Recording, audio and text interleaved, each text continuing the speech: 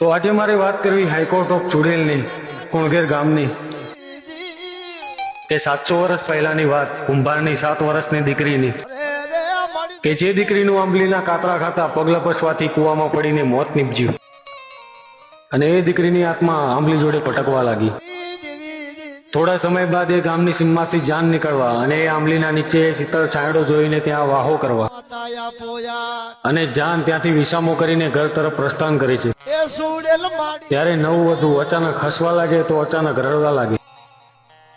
આ જોઈને ઘરડા લોકો બોલ્યા કે આને નક્કી વળગાડ લાગે છે. ત્યારબાદ ઘરડા લોકોએ પ્રેતાત્માને કગરે છે અને વહુના માથા ઉપરથી શ્રીફળ ફેરવી અને રસ્તામાં આવેલ વરખડીના ઝાડ નીચે શ્રીફળ મૂકે છે અને 4 ઈંટોની ડેરી બનાવે છે. અને બાળકીની આત્માએ ત્યાં વરખડીના ઝાડ નીચે જ પોતાનો વાહો કરી લીધો.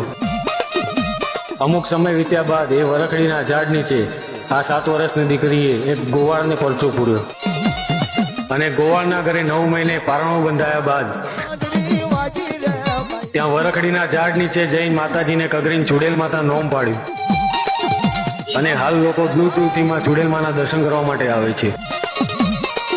જ્યોત એ જ માં ચુડેલ.